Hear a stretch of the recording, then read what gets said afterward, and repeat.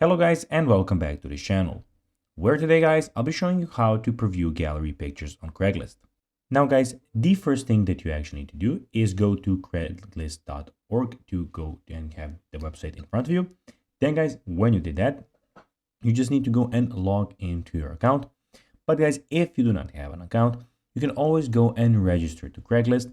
But guys, if you do not know how to do that, you can always go to our YouTube channel where we have plenty of how to Craigslist videos where you can also see how you can do this. Now guys, that we got that out of the way, let's see what we actually have in front of us here. So as you can see here, we have the Craigslist official website where we have a lot of different options. So first of all, we have the things which you can go and see. You have the community, housing, jobs, we have the service, for sale, discussion forums, we have gigs and resumes here.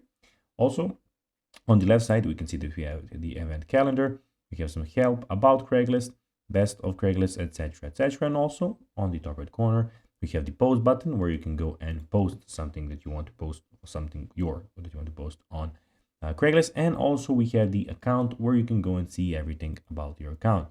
So your postings, drafts, your searches, and your settings. And here you have your new posting in. You can put the country where you want to do that. And here you can go and change the language on the right side also.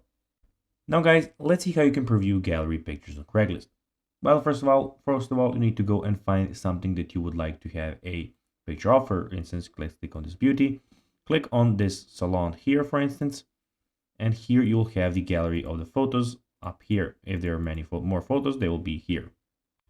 So guys, that is everything for this video. I hope that you found this video informative. If you did, don't forget to like this video, share it, subscribe to the channel, and put the notifications on.